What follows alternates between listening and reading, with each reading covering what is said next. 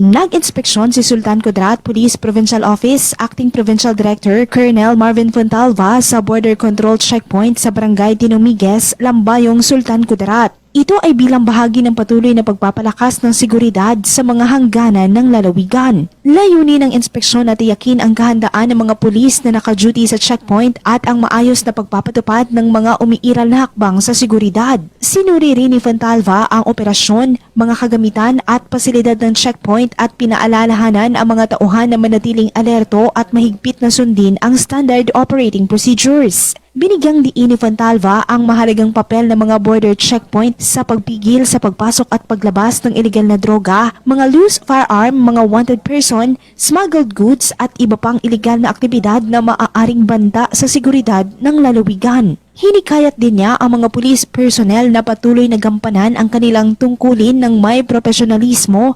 disiplina, integridad, paggalang sa karapatang pantao at mahusay na serbisyo sa publiko.